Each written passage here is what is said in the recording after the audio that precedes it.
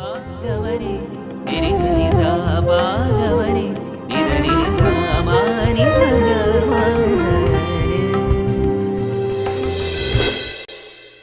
the outset, I would like to offer my humble pranams to Bhagavan Baba, whose grace alone is making it possible for me to broadcast this Ramayana series over Radio Sai. Loving Sai Ram and greetings from Prashanthi Nilayam. Let me begin by recalling first where I broke off last time. After slaying Maricha, Rama saw that Lakshmana had come in search of him. Naturally, Rama was very upset since Lakshmana had disobeyed his instructions. Full of anxiety, Rama rushes back to the hut only to find Sita missing. His worst fears had come true, and then began the painful search. That is where we pick up now. Now, even as the two brothers searched everywhere for Sita, Lakshmana kept up a steady conversation by way of sustaining Rama's self-confidence, pointing out that life has its quota of ups and downs for everyone without exception, such alternation and duality being inherent in creation. At one point, when Rama became very angry and asked for his bow so that he could destroy everything in sight, Lakshmana calmed him down and said, "Rama, I know precisely how you feel. However, that does not mean you should lose control of yourself. It is natural for a person in your situation to feel extremely angry. At the same time, he should exercise restraint, seek out the perpetrator of the foul deed, and punish him alone instead of losing composure." Shortly after they resumed the search for Sita everywhere, Rama and Lakshmana came upon Jatayu, lying grievously injured on the ground and in the throes of death.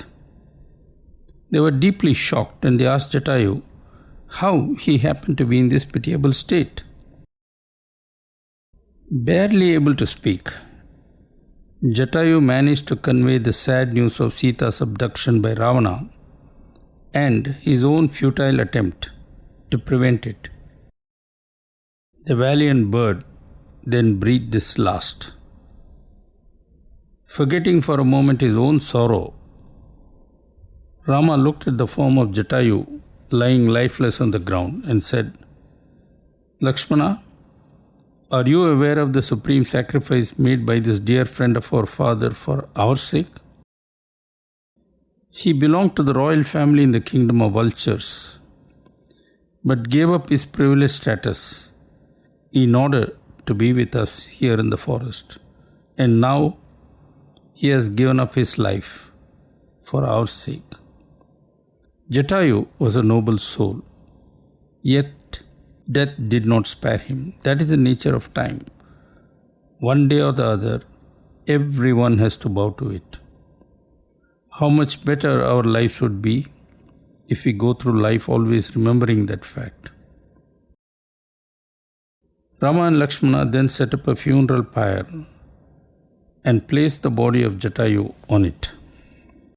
Chanting all the appropriate Vedic mantras, Rama lit the fire. And even as the flames consumed the physical remains, the soul of the noble and most loyal Jatayu rose to the heavens.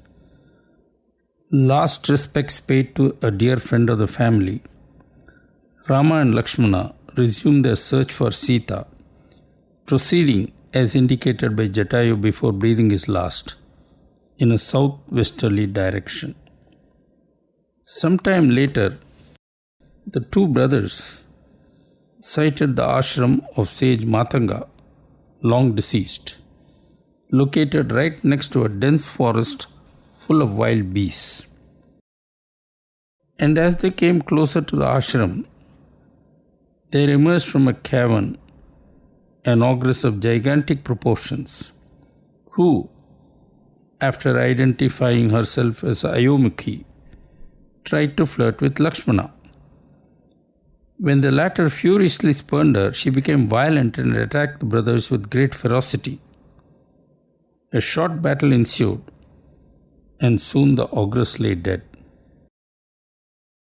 The violent encounter with the ogress made even Lakshmana somewhat dispirited, since obstacles and difficulties seemed to be coming one after the other in an endless sequence.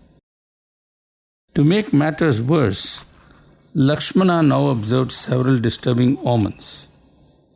Feeling quite concerned, he said to Rama, "Dear brother, I see many evil signs suggesting even more trouble."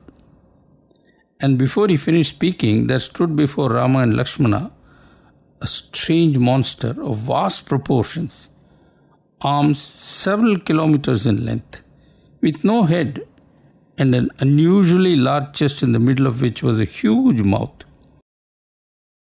With arms so long, the Rakshasa could pick up bears and even lions from a distance, crush them, and then devour them. Such was his might. Thus, it was no problem for this ogre to pick up Rama and Lakshmana and hold them in a tight grip, causing the already depressed Lakshmana to now almost panic. And in that desperate mood, Lakshmana whispered to Rama, "Brother, let us make a deal with this monster. You offer me a sacrifice to him on condition that he releases you. I am sure the ogre would accept the proposition. You would then be free and could go in search of Sita. That mission is of primary importance, and at no cost must it be interrupted." Meanwhile, the Rakshasa roared, "I am Kabanda, and you too have transgressed into my territory. Who are you and why are you here? By the way, let me also inform you that right now I am very hungry, and you too have come here at the right time.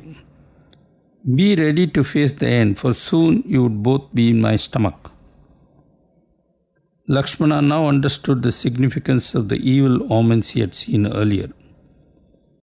For his part, Rama, who till then was in the grip of disturbed emotions, now took full control of himself, actively planning strategies for getting out of the predicament the two brothers were in.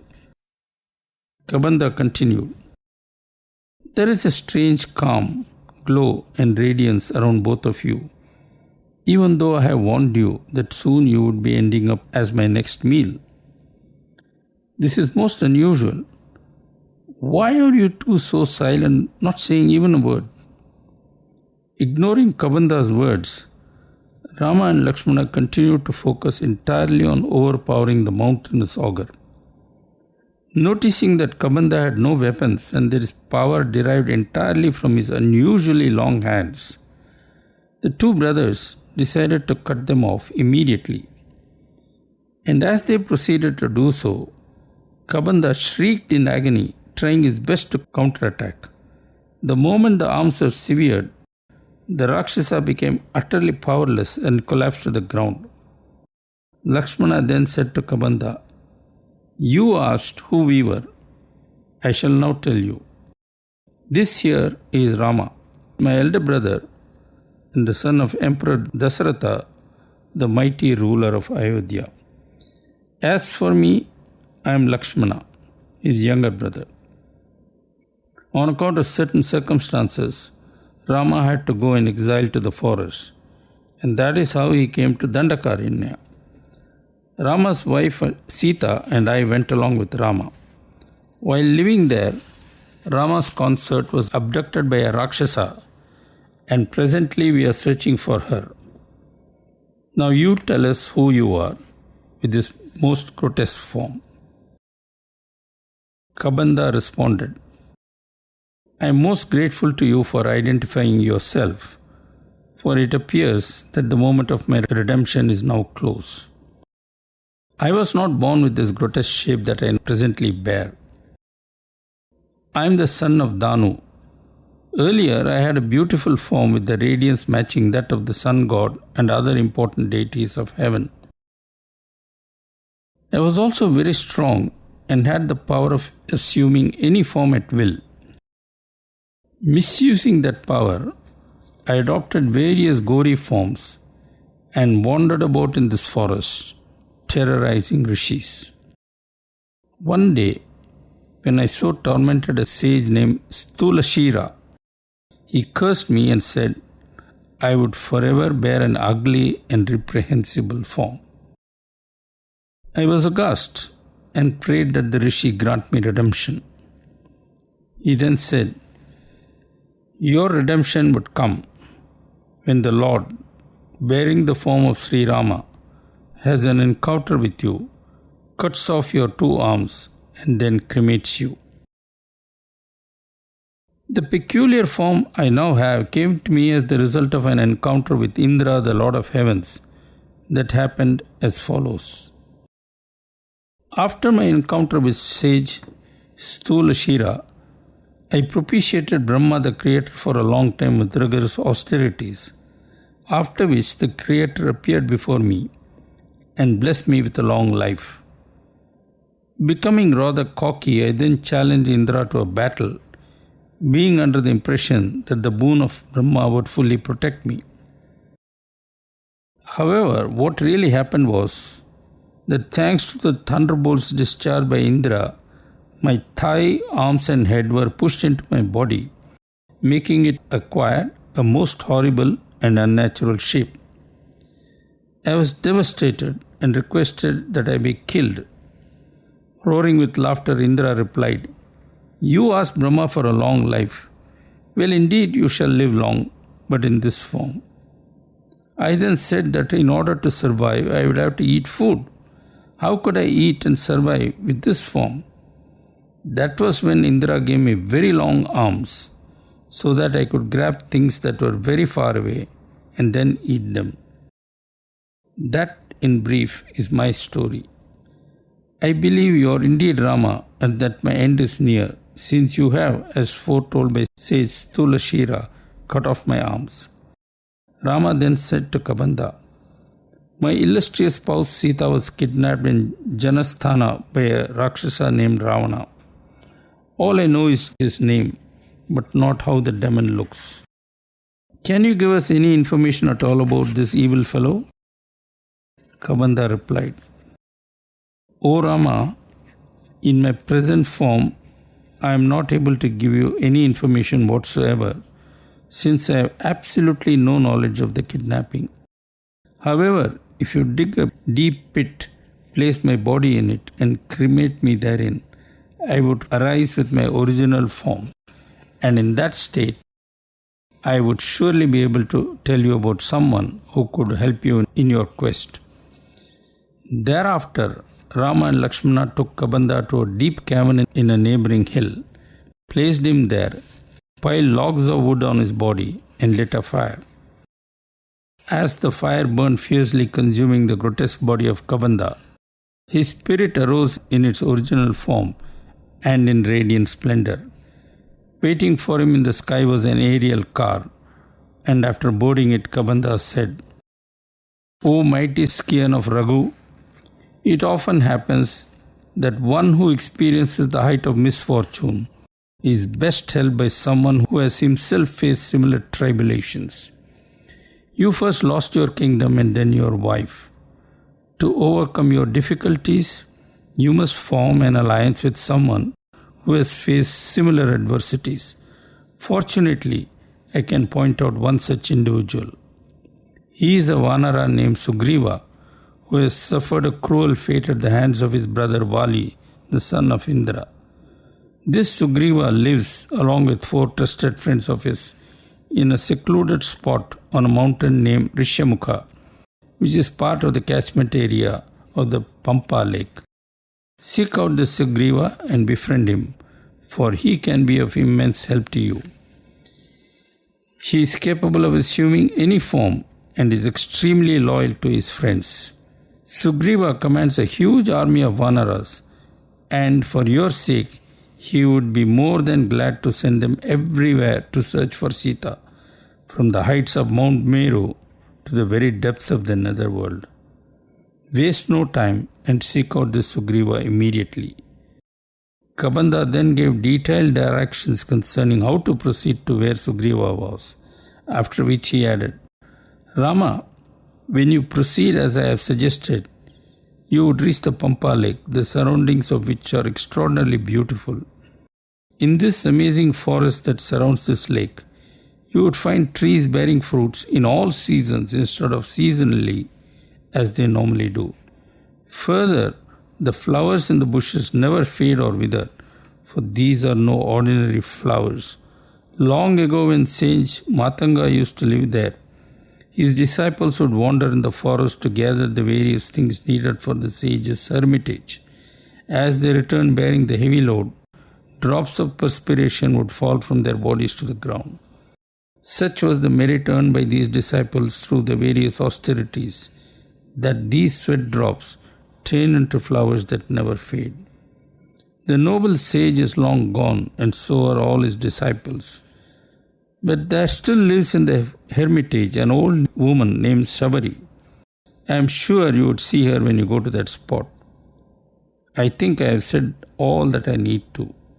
I wish you Godspeed and seek your leave. So saying, Kabanda rode away in his aerial chariot and vanished into the sky, released from the curse by Rama, even as Ahalya was earlier. Both Rama and Lakshmana were pleased that what looked like a dangerous encounter with Kabanda actually turned out to be a positive event, for they now had a clear indication of how to proceed with the search for Sita. Feeling much more confident and therefore also less gloomy, they followed Kabanda's directions carefully and soon reached the shores of Pampa Lake, admiring the wonderful scenery en route. And when they walked down to the western edge, there was Sabari waiting for them, exactly as Kabanda said she would be. A tribal by birth, Sabari, while wandering in her youth in the forest, came across the hermitage of sage Matanga. Being intrinsically very spiritual, she was automatically drawn to the sage and his disciples, but practical reasons forced her to offer her homage and service to the sage and his disciples from a distance and unobtrusively. One fine day, the sage cast off his body and rose to heaven. Shortly thereafter, the disciples did the same one by one. But before they did so, they told Sabari, sometime hence Rama and Lakshmana would come here. Right now, they both are in Chitrakuta, but later they both would pass through this place. And when they do, make sure you welcome them and offer whatever hospitality you can. That would redeem you, and thereafter you could shed your mortal coil. That moment for which Sabari had been waiting patiently for so long had at last come. As Rama and Lakshmana came into view, she instinctively knew who they were. Palms joined in deep respect. Sabari welcomed the two princes most lovingly. With great joy, she first washed their feet with water and then pointed out to rocks where Rama and Lakshmana could sit comfortably. She then offered fresh fruits she had painstakingly gathered earlier that day, hoping, as she did every morning, that her day would be made with Rama and Lakshmana finally making their long-awaited appearance. And as the two princes ate the fruits with great relish, Sabari said, "O Rama, you have no idea how long I have waited for this moment. Every morning I would get up full of hope, sweep the entire area to keep it clean and ready for you, and then go out to gather the fresh fruits. I would then spend the whole day waiting for you two to arrive. And every evening as the sun went down behind the hills on the western horizon, I would lie down heavy in my mind, my heart full of disappointment. At last the waiting is over and my life has been redeemed. I no longer have to carry the burden of this aged frame and can shed the body without a second thought. I am so grateful to you." Deeply touched, Rama responded, "O noble one, what has kept you going all along despite your frail frame and age is your deep faith, the purity of your heart, and the sanctity of this place. This place is most unusual, and even with no rishis present, It radiates such a holy ambience. I have earlier heard something about the uniqueness of the spiritual ambience here, but I would be happy to know from you something more about this ashram, this neighborhood, and these wonderful forests around. Greatly overjoyed, Sabri replied, Rama, how am I to describe this wonderful place or the people who used to live and worship here? As you know, this ashram was once occupied by sage Matanga. That is why the amazing forests around here are known as Matangavana, the forest of Matanga. This place used to be full of rishis, most of them disciples of the noble sage Matanga. All rishis without exception were constantly engaged in propitiating the Almighty with Vedic chants, even as they poured oblations into the sacred fire. The altar where they worshipped is known as Pratyakshasthali. Even today, long after the sages have all gone, that altar still glows with holy effulgence.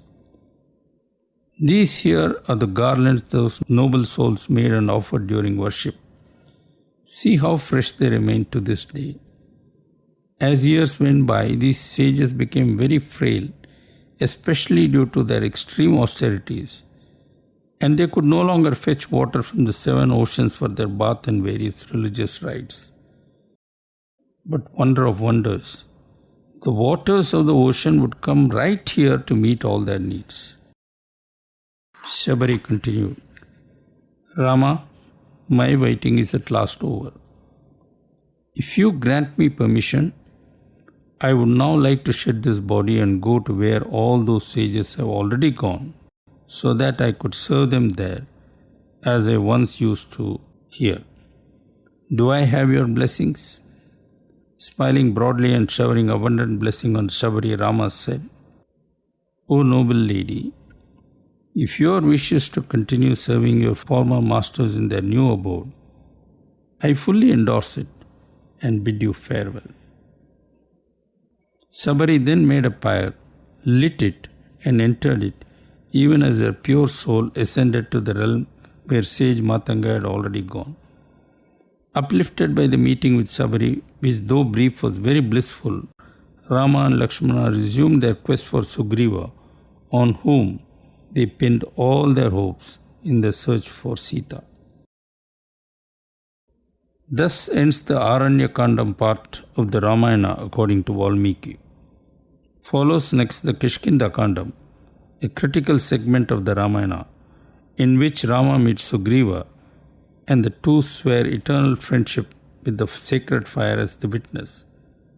As Kabanda had mentioned earlier, Sugriva too had been deprived of his kingdom and lost his wife. Thus, when Rama met Sugriva, the latter sought Rama's help to get back what he had lost. And after Rama helped Sugriva solve his problems, it was Sugriva's turn to respond. The Kishkinda Kandam thus forms the curtain raiser for the last stages of the divine mission, namely the extermination of Ravana. As you can see, I have completed this week's task and look forward to being with you again next week at the same time when I shall start on the Kishkinda Kandam. Till then, all the best. With deep humility, I offer this talk to Swami.